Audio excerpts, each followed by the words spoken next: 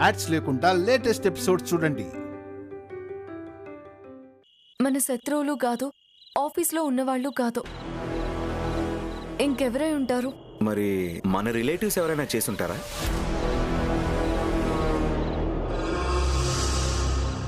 రిలేటివ్సా? అయినా మనకంత పెద్ద కీడు తలపెట్టాలని చూసేవాళ్ళు మన రిలేటివ్స్లో ఎవరున్నారు? ఐశ్వర్య వదిన.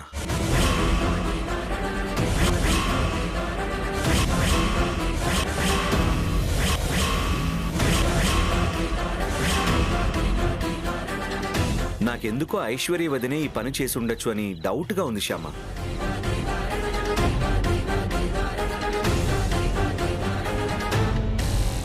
లేదు అఖిల్ బాబు, ఇది ఐశ్వర్యకి చేసిన పని కాదనిపిస్తుంది. మన మీద గెలవాలని, మన మీద పై చేయి సాధించాలనే పంతం అయితే తనకుంది, కానీ మనల్ని అంతం చేయాలని లేదు. నాకైతే ఐశ్వర్య యొక్క మీద చిన్న డౌట్ కూడా రావడం లేదు.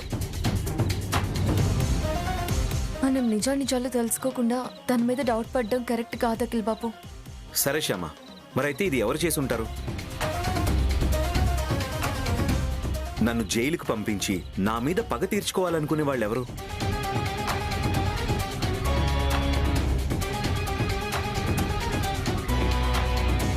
ఎంత ఆలోచించినా ఏమీ ప్రయోజనం లేకుండా పోతుంది.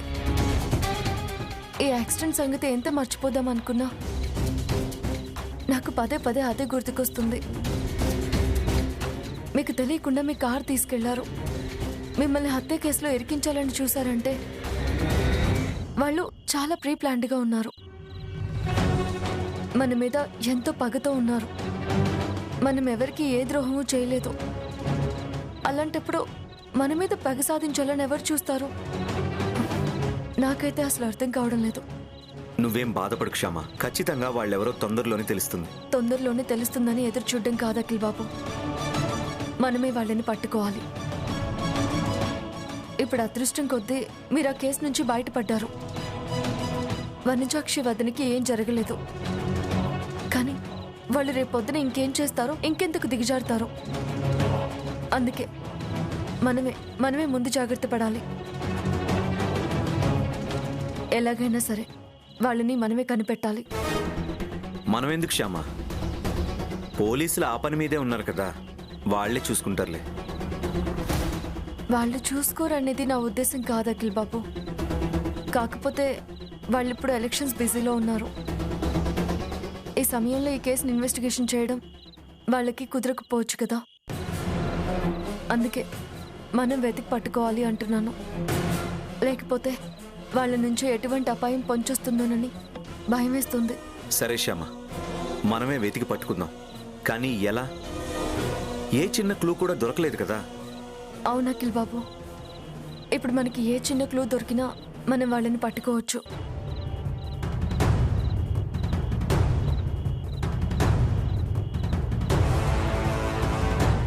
అఖిల్ బాబు, యాక్సిడెంట్ జరిగిన టైంలో కార్ కీస్ మీ దగ్గరే ఉన్నాయా? నా దగ్గరే ఉన్నాయి శ్యామ. మీ దగ్గరే ఉంటే మరి మన కార్ ఎలా తీసుకెళ్లారు? అదే అర్థం కావట్లేదు శ్యామ. మీరు అంతకుముందు కార్ కీస్ ఎవరికైనా ఇచ్చారా? లేదు. లేదా? కీస్ లేకుండా కార్ ఎలా తీసుకెళ్ళుంటారు?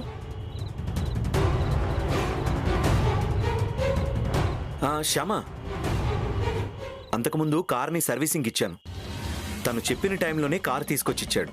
సర్వీసింగ్ ఇచ్చారా? సర్వీసింగ్ నుంచి వచ్చిన తర్వాత కార్ బానే ఉందా? బానే ఉంది శ్యామ. నాకెందుకో అక్కడ ఏదో తప్పు జరుగుంటుంది అనిపిస్తుంది అఖిల్ బాబు. తప్ప? అవును అఖిల్ బాబు, కార్కి డ్యామేజ్ కాకుండా తీయాలంటే ఖచ్చితంగా కీ ఉండాల్సిందే. కీ మాత్రం మీ దగ్గరే ఉంది అంటే వాళ్ళు డూప్లికేట్ కీతో కార్ తీసుంటారు. మీరు సర్వీసింగ్ ఇచ్చినప్పుడే ఇది జరిగే అవకాశం ఉంటుంది. అవును శ్యామ, ఇదంతా ఆలోచిస్తుంటే నాకు కూడా డౌట్గా ఉంది. మనకి దొరికిన క్లూ కీ.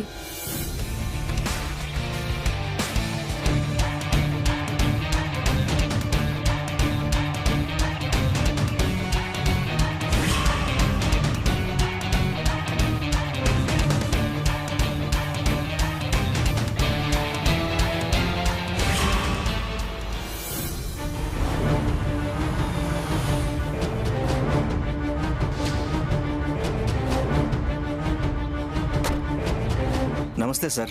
నమస్తే. మొన్న మా కార్ సర్వీసింగ్ చేసింది మీరే కదా? అవును మేడం, నేనే చేశాను. ఏదైనా ప్రాబ్లం ఉందా మేడం? సరిగా సర్వీసింగ్ చేయలేదా? అదేం లేదు. సర్వీసింగ్ మొత్తం మీరే చేశారా? మీతో పాటు ఎవరైనా చేశారా? లేదు మేడం, మొత్తం నేనే చేశాను. ఆ రోజు సర్వీసింగ్కి చాలా కార్లు వచ్చాయి. అందరూ చాలా బిజీగా ఉన్నారు.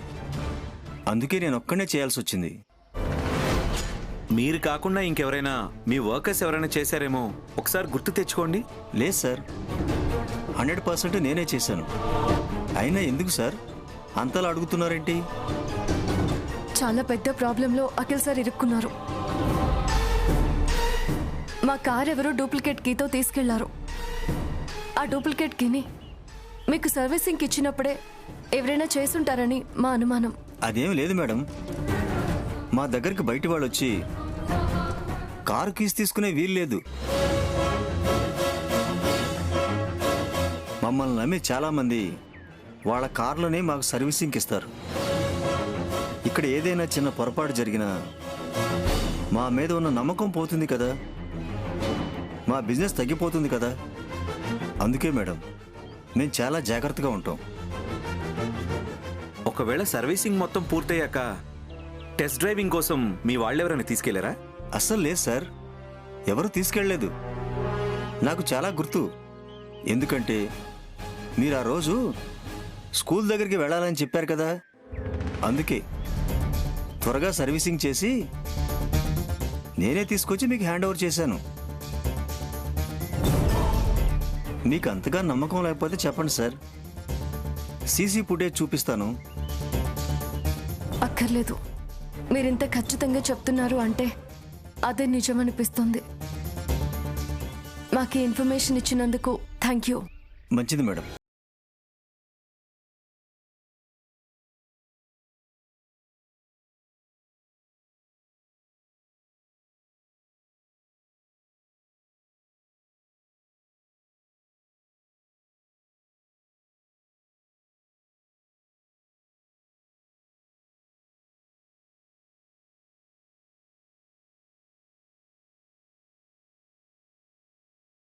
ఇన్ఫర్మేషన్ దొరకొచ్చు కదా. అది కరెక్టే, వెళ్దాం పద.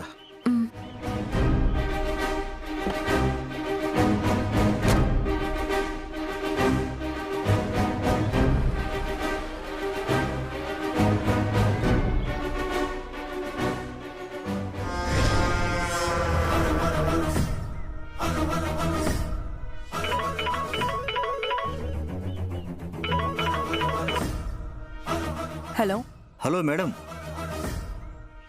నేను కారు సర్వీసింగ్ నరేషన్ మాట్లాడుతున్నాను. చెప్పు. అఖిల్, శ్యామ ఇద్దరు కలిసి నా కారు సర్వీసింగ్ సెంటర్కి వచ్చారు మేడం.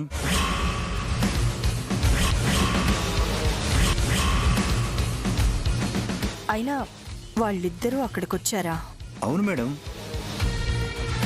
డూప్లికేట్కి ఎవరు తయారు చేశారు అని ఎంక్వైరీ చేయడానికి వచ్చారు మేడం. నా నుంచి నిజం రాబట్టాలని వాళ్ళు ఎన్నో విధాలుగా ట్రై చేశారు. కానీ నేను నా తెలివితేటలు ఉపయోగించి అబద్ధం చెప్పి వాళ్ళని పంపించేశాను. మంచి పని చేశావు. అవును, ఇంతకీ వాళ్ళు నీ దగ్గరికి ఎప్పుడొచ్చారు? ఇప్పుడే వచ్చారు మేడం. వాళ్ళు ఇక్కడి నుంచి వెళ్ళగానే వెంటనే మీకు నేను ఫోన్ చేశాను. మేడం, వాళ్ళు ఇప్పుడు డూప్లికేట్ కీస్ తయారు చేసే షాప్ దగ్గరికి వెళ్తున్నారు. వాళ్ళు మాట్లాడుకుంటుంటే నేను విన్నాను. అవునా? పండగ అయిపోయి 10 రోజులైనా గుమ్మానికి తోరణాలు వేలాడుతున్నట్టు ఈ శ్యామ ఇంకా యాక్సిడెంట్ విషయాన్ని వదిలేయడం లేదన్నమాట. మేడం, నేనంటే ఏదో చెప్పి తప్పించుకున్నాను. వాడు ఏం చెప్తాడో ఏమో. సరే, నేను చెప్పేది విను. నువ్వు వెంటనే బయలుదేరి మనం ఎవరి దగ్గరైతే కీ చేయించామో అక్కడికొచ్చేసే. నేను కూడా వస్తున్నాను. సరే మేడం, మీరు తొందరగా రండి. అలాగే.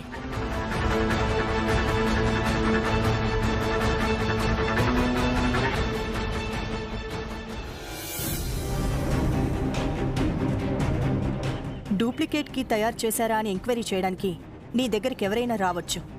ఒకవేళ వాళ్ళొస్తే నువ్వు నిజం చెప్పకు, ఏదో ఒకటి చెప్పి వాళ్ళని నమ్మించి ఇక్కడి నుంచి పంపించు. అలాగే మేడం. వాళ్ళు అడిగే ప్రశ్నలకి నువ్వు తడబడి నిజం చెప్తే మనకి శిక్ష పడుతుంది. ఇకప్పుడు జైల్లో చిప్పకుడు తినాల్సి వస్తుంది. ఈ జన్మలో మనం బయటికి రాం. అర్థమైందా? అర్థమైంది మేడం.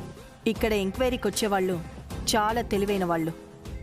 నువ్వు చిన్న హింట్ ఇచ్చినా మొత్తం తెలుసుకుంటారు.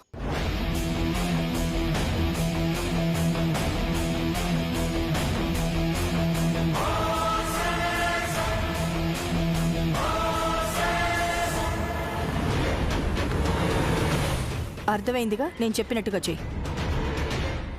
మేడం, వాళ్ళు వచ్చేస్తున్నారు.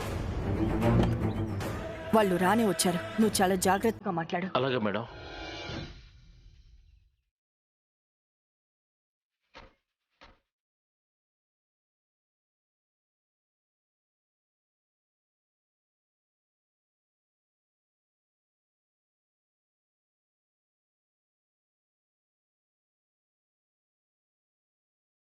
ఎక్స్క్యూజ్ మీ, చెప్పండి అమ్మా. ఈ షాప్ మీదేనా?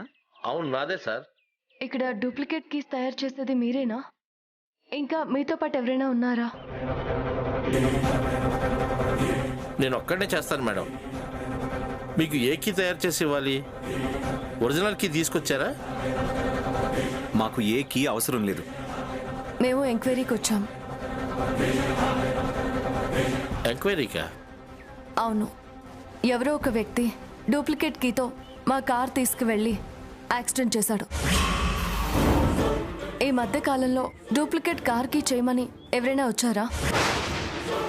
అలాంటి వాళ్ళు ఎవరు రాలేదు. ఒక్కసారి బాగా గుర్తు తెచ్చుకోండి, ఎవరైనా వచ్చుంటారు. అదేం లేదు సార్, ఎవరు రాలేదు.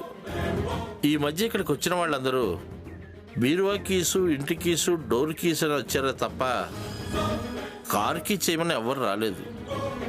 నిజం చెప్పండి, ఇది చాలా క్రిటికల్ కేసు. ఆ కీ సహాయంతో ఒక వ్యక్తిని యాక్సిడెంట్ చేశారు.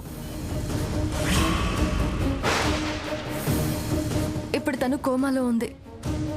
ఈ కేసుని పోలీసులు చాలా సీరియస్గా ఇన్వెస్టిగేషన్ చేస్తున్నారు. మీరేమీ భయపడకండి. ఇప్పుడు మీరు నిజం చెప్తే మీకు ఎలాంటి ఇబ్బంది ఉండదు. మేడం, నేను ఏ తప్పు చేయలేదు. ఎవరికి భయపడాల్సిన అవసరమే లేదు మేడం. నేను నిజమే చెప్తున్నాను మేడం. పోలీసులు వస్తే కూడా ఇదే విషయం చెప్తాను.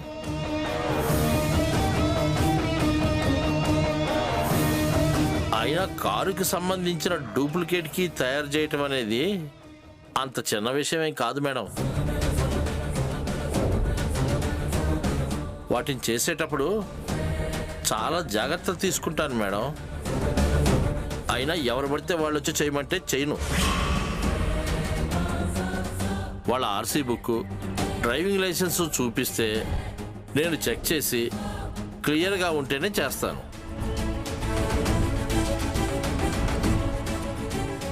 అసలే రోజులు బాగాలేవు కదా మేడం.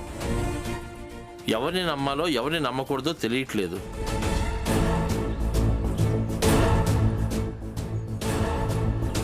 ఇలాంటి పరిస్థితుల్లో ప్రూఫ్స్ లేకుండా కీస్ చేసిస్తే వాళ్ళు దాంతో ఏ రకమైన దొంగతనమైనా చేయొచ్చు, లేకపోతే ఏదైనా యాక్సిడెంట్ చేయొచ్చు, లేదంటే స్మగ్లింగ్ కూడా చేయొచ్చు. ఇలాంటివి ఎన్నో ప్రమాదాలు జరిగే అవకాశం ఉంది మేడం. ఇలాంటిది ఏదైనా జరిగితే ఈరోజు కాకపోతే రేపైనా పోలీసులు ఖచ్చితంగా పట్టుకుంటారు. ముందర నా పేరే చెప్తారు కదా మేడం.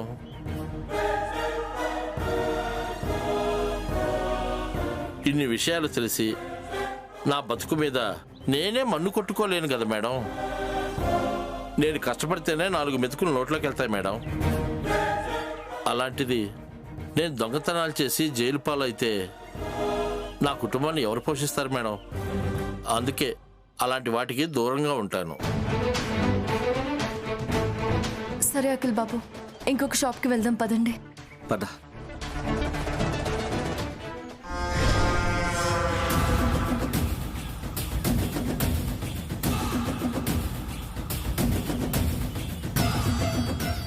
నువ్వింత బాగా యాక్ట్ చేస్తావని నేను అనుకోలేదు. నీ పర్ఫార్మెన్స్కి నంది అవార్డు ఇచ్చినా తక్కువే. చాలా బాగా చెప్పావు. సినిమాల్లో ట్రై చేయి, గొప్పవాడివైపోతావు. థ్యాంక్స్ మేడం, అంతా మీ చలవే. సరే, ఈ విషయం గురించి నీ దగ్గరికి ఎవరొచ్చి అడిగినా ఇలాగే సమాధానం చెప్పు. అలాగే మేడం.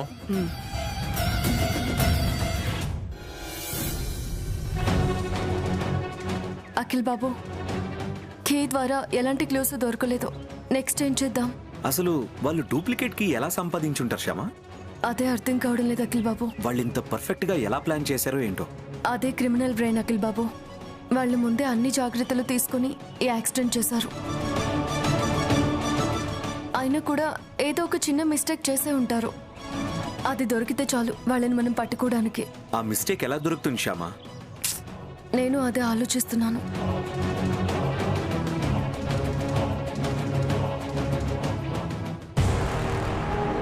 అఖిల్ బాబు, సీసీ కెమెరా ఫుటేజ్. సీసీటీవీ ఫుటేజా? మనకున్న ఆప్షన్ అదే అఖిల్ బాబు. దాంతోనే ఏదైనా క్లూ దొరికే అవకాశం ఉంటుంది.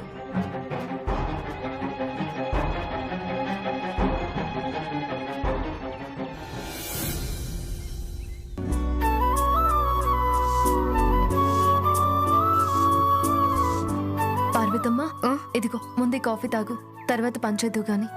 అయ్యో ఎందుకమ్మా, వద్దన్నా గాని రోజు మీరు నాకు కాఫీ తీసుకొస్తారు. మీరు నాకు కాఫీ తీసుకురావడం ఏం బాగుంటుందమ్మా. నువ్వు మా కోసం పనిచేస్తున్నప్పుడు మేము నీ గురించి ఆలోచించకపోతే ఎలా పార్వతమ్మ? కొంచెం ఈ కాఫీ తాగితే నువ్వు రిలీఫ్ అవుతావు. తాగు.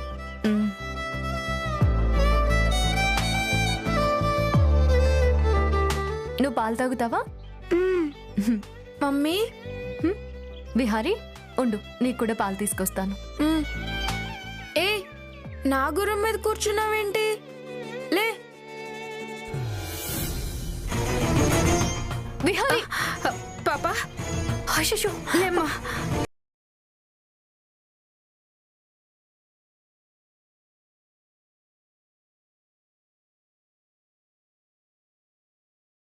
చేసిన పని ఏంట్రా? కొంచెమైనా బుద్ధి ఉందా నీకు? పాపను ఎందుకలా తోసేసావు? ఆ గుర్ర బొమ్మ నాది, దాని మీద ఎందుకు కూర్చుంది? మన ఇంట్లో పనిచేసే వాళ్ళు మన బొమ్మల మీద కూర్చోకూడదు. విహారీ, తప్పు, అలా మాట్లాడకూడదు. తను కూర్చుంటే అలా తోసేస్తావా? తనకి దెబ్బలు తగిలితే నీ పరిస్థితి ఏంటి? ఇంకొకసారి ఇలా చేస్తే బాగుండదు చెప్తున్నా. కొంచెం కోపాన్ని తగ్గించుకో. శ్యామా, వీడి బొమ్మ మీద కూర్చోవడం ఆ పాప తప్పు.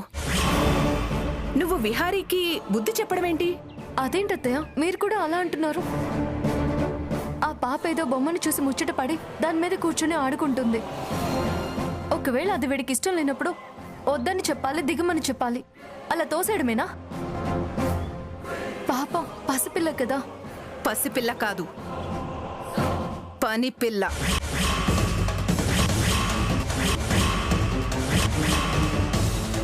అత్తయ్య, మీరు కూడా. ఎవరిని ఎక్కడుంచాలో అక్కడే ఉంచాలి శ్యామ. పిల్లలకి ఇష్టమైన బొమ్మల్ని ఎవరైనా ముట్టుకుంటే వాళ్ళకి కోపం వస్తుంది. అలాగే విహారీకి కూడా కోపం వచ్చింది. ఇక దీన్ని వదిలే. విహారీ, నువ్వు రా నాన్న.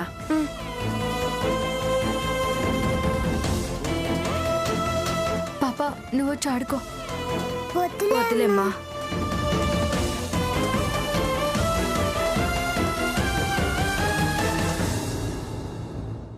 విహారీ అల్లరి రోజు రోజుకి పెరిగిపోతుంది.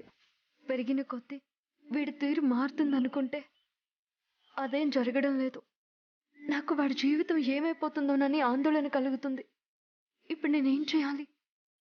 కన్నయ్య, నా కొడుకుని నువ్వే కాపాడాలి.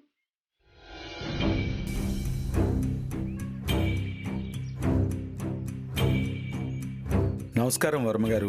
నమస్కారం గురుగారు. రండి, కూర్చోండి. ఏంటి వర్మగారు, ఉన్నపళంగా రమ్మని చెప్పారు? ఏం లేదండి, మా కోడలు మా మనవడు గురించి ఏదో ఆందోళన పడుతోంది. మీ సలహా తీసుకుందామని, మీరేదైనా పరిష్కారం చెప్తారని రమ్మన్నాను. చెప్పండమ్మా, ఏంటి సమస్య? అదే గురువుగారు, రోజు రోజుకి మా వాడు చాలా విచిత్రంగా ప్రవర్తిస్తున్నాడు.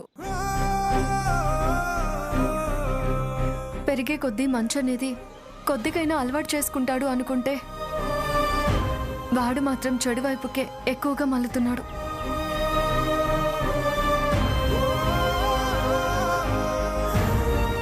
వాడి చేష్టలు చూస్తుంటే నాకు చాలా భయమేస్తుంది.